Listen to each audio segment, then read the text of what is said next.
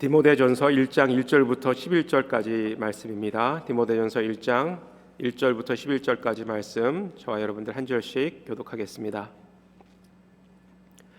우리 구주 하나님과 우리의 소망이신 그리스도 예수의 명령을 따라 그리스도 예수의 사도된 바울은 믿음 안에서 참 아들 된 디모데에게 편지하노니 하나님 아버지와 그리스도 예수 우리 구주로부터 은혜와 긍휼과 평강이 내게 있을지어다. 내가 마게도니아로 갈 때에 너를 권하여 에베소에 머물러 한 것은 어떤 사람들을 명하여 다른 교훈을 가르치지 말며 신하와 끝없는 족보에 몰두하지 말게 하려 함이라. 이런 것은 믿음 안에 있는 하나님의 경륜을 이름보다 도리어 변론을 내는 것이라. 이 교훈의 목적은 청결한 마음과 선한 양심과 거짓이 없는 믿음에서 나오는 사랑이거늘 사람들이 이에서 벗어나 헛된 말에 빠져 율법의 선생이 되려 하나 자기가 말하는 것이나 자기가 확증하는 것도 깨닫지 못하는도다. 그러나 율법은 사람이 그것을 적법하게만 쓰면 선한 것임을 우리는 아노라. 알 것은 이것이니 율법은 옳은 사람을 위하여 세운 것이 아니요 오직 불법한 자와 복종하지 아니하는 자와 경건하지 아니하는 자와 죄인과 거룩하지 아니한 자와 망령된 자와 아버지를 죽이는 자와 어머니를 죽이는 자와 살인하는 자며 음행하는 자와 남색하는 자와 인신매매하는 자와 거짓말하는 자와 거짓 맹세하는 자와 기타 바른 교훈을 거스리는 자를 위함이니. 함께 읽겠습니다.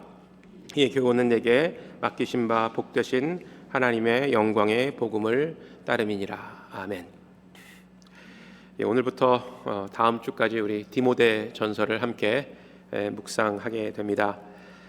디모데 전서, 디모데 후서, 디도서 이렇게 우리가 목회 서신으로 이렇게 기억하고 있습니다.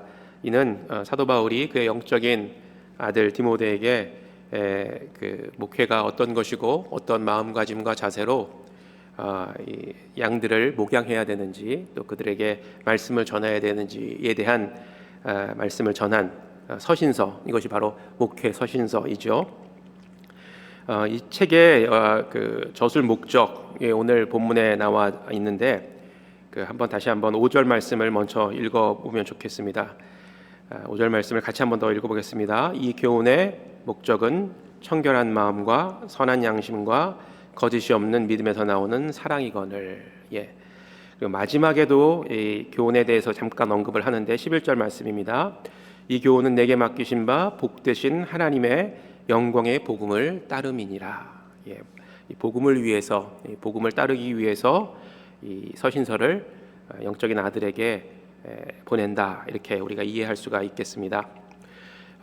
말씀을 좀 더 구체적으로 살펴보면 먼저 1절 말씀에 보게 되면 사도 바울이 자신이 누구인지를 소개하고 있죠.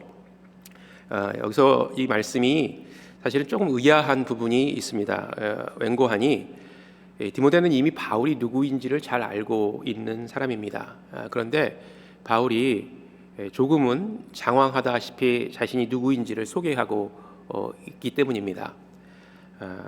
그래서 이 말씀을 좀 더 이 서론 부분을 좀 더 깊게 묵상해 보면 디모데에게 쓴 목회 서신이기도 하지만 아마도 디모데만을 위해서 이 서신서를 쓰지는 않은 것 같다라는 그런 생각을 갖게 됩니다.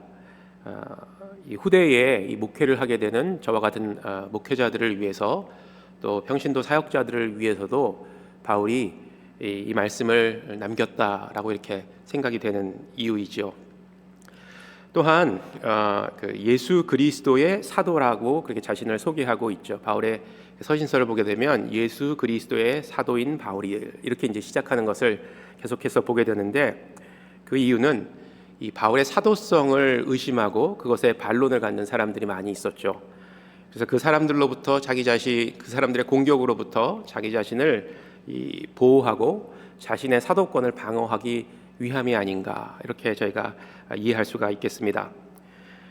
계속해서 본문 말씀을 좀 살펴보면요, 3절에서 내가 마게도니아로 갈 때에 너를 권하여 에베소에 머물라 한 것은 어떤 사람을 명하여 다른 교훈을 가르치지 말며. 바울이 마게도니아 지역으로 가면서 그의 영적인 아들 디모데를 에베소 교회에 머물게 합니다. 그리고 그 이유에 대해서 이야기를 하는 장면입니다. 이 3절 말씀을 보게 되면 당시 이 에베소 교회뿐만이 아니라 이 초대 교회에는 다른 교훈을 전하는 사람들이 있었던 것 같습니다. 이 다른 교훈, 아마 이 말씀을 공부하신 분들은 어떤 교훈인지 대충 이해하실 겁니다. 대체적으로 한 두 가지를 들 수가 있는데, 이 첫 번째는 그 영지주의라는 것입니다. 나스티시즘이라고 이야기를 하는 그런 그 잘못된 이론인데, 잘못된 그런 그 가르침인데, 이것은 영은 거룩하고 육은 더러운 것이다. 이렇게 이제 이분법적인 가르침을 전했죠. 그래서 이제 결론적으로는 이 더러운 육체는 어차피 소멸할 것이기 때문에 이 세상 가운데서 이 육체로 짓는 죄들은 어차피 소멸될 것이니까 아무런 문제가 되지 않는다라는 그런 가르침이었습니다. 그러니까 죄 짓는 게 아무런 문제가 되지 않는다라는 그런 가르침이었죠. 그런데 성경은 성도의 삶은 죄를 미워하고 멀리하는 거룩한 삶을 살아야 된다라고 이야기를 하고 있죠. 그래서 죄는 어떤 모양이라도 취하지 말라라는 교훈을 우리에게 주고 있습니다. 성도가 거룩한 삶을 살기 위함은 바로 이 죄의 어떤 유혹이나 이것으로부터 다시금 벗어나서 그리스도와 함께 동행하기 위함이다라는 것을 우리는 이미 알고 있죠.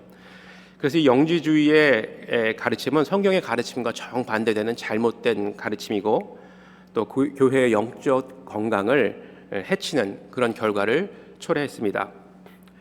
또 다른 거짓 가르침, 거짓 교사들의 가르침은 이 구원론에 관한 것이었죠. 이 구원론에 관한 것은 이런 것입니다. 그리스도, 당시에 교회, 초대 교회에 헬라인이었다가 이방인이었다가 그리스도인이 된 사람들이 있었고, 유대인이었다가 그리스도인이었던 사람들이 있었죠. 이 두 사람들 가운데는, 이 두 그룹들 가운데는 항상 좀 갈등과 좀 이렇게 반목이 있었던 것 같습니다. 그런데 이 유대인이었다가 헬라인이 됐던 사람들은, 유대인이었다가 그리스도인이 됐던 사람들은 이 헬라인이었다가 그리스도인, 헬라파 그리스도인들에게 너희들은 그 믿음으로만 구원받는 게 부족하다. 그 율법에서 명한 그런 것들을 따라야지만 온전한 그런 믿음을 가진 그리스도인이 될 수 있다라는 그런 거짓 가르침을 전했던 것이죠. 그 대표적인 어떤 율법을 따르는 것이 바로 할례를 받으라는 것이죠. 그래서 할례를 받지 않으면 온전한 그리스도인이 될 수 없다. 이런 이제 잘못된 가르침을 그 당시 교회에서 전파했다라는 것이죠. 이것으로 인해서 이 두 그룹 사이에 교회 안에서 하나가 되지 못하고 계속해서 다툼이 일어나고 또 반목이 일어나고 서로 사랑하지 못하는 그런 현상들이 계속해서 일어났던 것입니다. 그래서 이 바울은 그의 영적인 아들 디모데에게 그 에베소 교회에 머물러서 거짓 교훈을 가르치는 사람들을 그렇게 하지 못하도록 가르치고 또 목양해라, 이렇게 이야기를 했던 것입니다. 바울은 그 다음 절에서 이런 거짓 교사의 가르침에 대해서 매우 원색적으로 비난하는 것을 볼 수가 있습니다. 4절 말씀에 이렇게 이야기하고 있는데, 신하와 끝없는 족보에 몰두하지 말게 하려 함이라. 이런 것은 믿음 안에 있는 하나님의 경륜을 이름보다 도리어 변론을 내는 것이라 라고 이렇게 비판을 하고 있습니다. 그는 거짓 교사의 가르침을 신하와 끝없는 족보라고 표현을 하고 있죠. 신하와 끝없는 족보, 한마디로 얘기한다면 그들이 가르침은 허구이고 또 근거가 없는 이론이다라는 것입니다. 또한 거짓 가르침은 하나님의 경륜을 이루기보다는 변론을 내는 것에 지나지 않는다라는 것이죠. 그 하반부에 보게 되면은 율법 선생이 되어서 율법을 이렇게 지키도록 강요하는 그런 사람들이다라고도 이야기를 하고 있는 것을 볼 수가 있죠. 여기서 이제 하나님의 경륜이라는 말씀이 나오는데, 단어가 나오는데, 경륜은 헬라어 언어로는 집, 가정, 거처를 의미하는 그런 오이코스라는 단어이고요. 또 법을 의미하는 노모스라는 그런 헬라어 단어가 합성되어서 만들어진 그런 단어입니다. 그러니까 이걸 하나로 이렇게 합쳐 본다면 가정을 다스리는 법, 또 질서, 경영, 이것을 경륜이라고 이야기할 수가 있는 것이죠. 하나님의 법, 질서, 경영. 좀 더 확장을 하면 가정뿐만이 아니라 이 세상을 다스리는 하나님의 법칙, 또 질서, 하나님의 섭리, 경영을 의미하는 것이 경륜이다라는 것이죠. 그런데 이 거짓 교사들이 말하는 것은 하나님의 경륜을 이루지 못한다라고 그렇게 사도 바울이 지금 비판하고 있지 않습니까? 그게 무슨 말이죠? 하나님의 질서, 이 세상을 다스리는 하나님의 질서, 또 법, 경영에 정반대되는 이론이다라는 것을 이야기하고 있는 것입니다. 법을 깨트리고 질서를 깨트려서 교회를 혼란스럽게 하고 성도를 혼란스럽게 하는 것이 바로 이 거짓 교훈, 거짓 교사들의 잘못된 것이다라는 것을 이야기하고 있는 것이죠. 그러면서 이제 사도 바울은 5절에서 아까 우리 함께 다시 한번 읽었지 않습니까? 이 목회서신을 쓰는 교훈에 대해서 이야기를 하고 있는데, 그 목적은 청결한 마음, 또 선한 양심, 거짓 없는 믿음에서 나오는 사랑이거늘, 이렇게 이야기합니다. 사랑이거늘, 사랑에 한번 이렇게 동그라미를 치고 하이라이트를 해보시면 좋을 것 같습니다. 이 교훈을 디모데에게 전하는 이유는, 에베소 교회로 파송하면서 디모데에게 전하는 이유는 성도들이 청결한 마음을 가지고 또 선한 양심과 거짓 없는 믿음에서 나오는 사랑으로 서로 사랑하게끔 하기 위해서, 사랑으로 하나가 되게끔 하기 위해서 내가 너를 에베소 교회로 보낸다라고 이야기하고 있는 것입니다. 오늘 이 5절 말씀을 이제 이 가장 핵심적인 교훈, 중심적인 그런 교훈인데요. 이것을 작성하기에 앞서서 이 거짓 교사들에 대한 가르침에 대한 것들을 좀 설명하지 않습니까? 그 이유는 이 거짓과 참된 것을 비교한 것이죠. 사도 바울이 비교함으로 말미암아서 이 서신을 작성한 목적을 좀 더 강조하고 있는 것입니다. 잘못된 것과 참된 것을 비교함으로써 뒤에 이 참된 것을 더 드러나게끔 하기 위해서 이렇게 한 것이죠. 결론적으로 이 서신서를 쓴 목적은, 바울의 의도는 교회가 대립과 분열을 극복하고 하나가 되어 사랑의 공동체가 세워지기를 소망하는 것이었습니다. 아까 말씀드린 것처럼 당시 에베소 교회 안에는 거짓 교사들의 가르침으로 인해서 교회 안에서 성도들이 갈라지고 또 대립되어서 하나님의 구원의 역사, 경륜을 이루지 못하는 쓸데없는 변론과 다툼으로 인해서 하나님의 질서가 깨어지고 하나님의 그런 경영에, 교회를 경영하고 가정을 경영하는 큰 틀이 교회 안에서 이루어지지 못했다라는 것입니다. 그래서 디모데가 그곳에 가서 이 바른 목회, 올바른 교원을 선포하기 위함이었다라는 것이죠. 바울은 교회가 하나님의 경륜을 이루어가기 위한 중요한 요소로 사랑을 꼽았습니다. 청결한 마음, 선한 양심, 그리고 거짓 없는 믿음에서 나오는 사랑이 교회를 하나 되게 한다라는 교훈입니다. 사랑이 교회를 하나 되게 한다. 우리 찬양곡 가사에도 이런 가사가 있는데,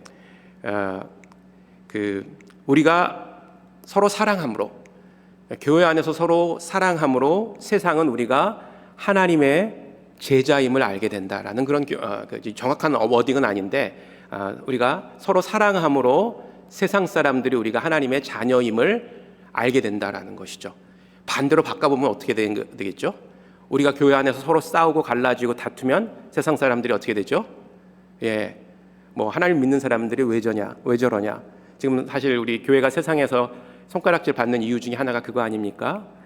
안타깝게도 교회가, 우리가 지금 신앙생활을 하고 있는 교회가 참 여러 가지 문제, 온전하지 못한 문제들로 교회가 갈라지고 싸우고 소멸되고 그런 것들을 우리가 많이 보게 됩니다.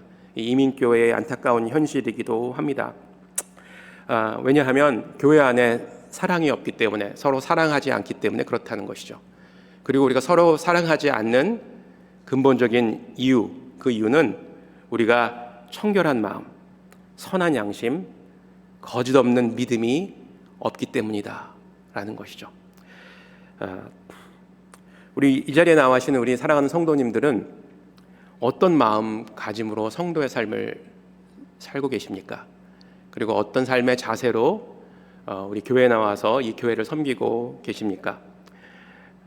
제가 하나님의 마음을 대변한다 이렇게 말씀드리기는 좀 부족하지만 아마도 하나님께서는요, 우리가 얼마나 크고 멋진 일을 하고 있는가에 대해서 관심을 가지시기보다는 우리가 얼마나 하나님의 명령에 순종하여서 서로 사랑하고 하나가 되려고 노력하고 있는가, 이것이 훨씬 더 하나님의 관심이 아닐까 저는 그렇게 생각합니다. 고린도전서 13장 1절에서 3절까지의 말씀을 읽어드리고 제가 오늘 말씀을 정리하도록 하겠습니다. 고린도전서 13장 1절부터 3절까지 말씀입니다. 내가 사랑의 방언과 천사의 말을 할지라도 사랑이 없으면 소리나는 구리와 울리는 꽹과리가 되고, 내가 예언하는 능력이 있어 모든 비밀과 모든 지식을 알고 또 산을 옮길 만한 모든 믿음이 있을지라도 사랑이 없으면 내가 아무것도 아니요, 내가 내게 있는 모든 것으로 구제하고 내 몸을 불사르게 내어줄지라도 사랑이 없으면 내게 아무 유익이 없느니라. 아멘. 사랑이 없으면 내게 아무 유익이 없느니라. 한 가지 질문을 드립니다. 혹시나 내 마음속에 아직까지도 사랑하지 못하는 그런 사람들이 있습니까? 가정에도 있을 수 있고요, 교회에도 있을 수 있고 직장에도 있을 수 있습니다. 우리가 그리스도인인데 그런 마음을, 사랑하지 못하는 마음을 해결하지 못한다면, 계속해서 마음에 품고 있다면 우리의 가정, 우리의 교회, 우리의 직장, 삶터는 하나가 되지 못할 것입니다. 하나님의 경륜이 제대로 워킹하지 않을 것입니다. 나부터 시작을 해야 되겠죠. 그래서 이 자리에서 함께 우리 기도할 텐데요, 이 시간에 함께 기도할 것은, 하나님, 저에게 청결한 마음, 선한 양심, 거짓 없는 믿음을 주셔서 이 마음으로 우리 성도들을, 내 이웃을 사랑하고 내 자녀와 내 남편과 내 아내를 사랑하고 우리 교회에 있는 목사님들을 사랑하고 장로님들을 사랑하고 성도님들을 사랑할 수 있도록 하나님 도와주시옵소서. 하나님, 정말 오늘 하루 주님을 더 깊게 사랑하면서 내 이웃을 사랑하게 하시고, 혹시나 내 입술과 내 행동으로 그 미움을 표현하고 있다면 하나님 이 시간 용서하시고 사랑의 마음, 선한 양심, 거짓 없는 믿음, 청결한 마음 가질 수 있도록 도와주시옵소서. 함께 회개하며 주님 앞에 기도하도록 하겠습니다.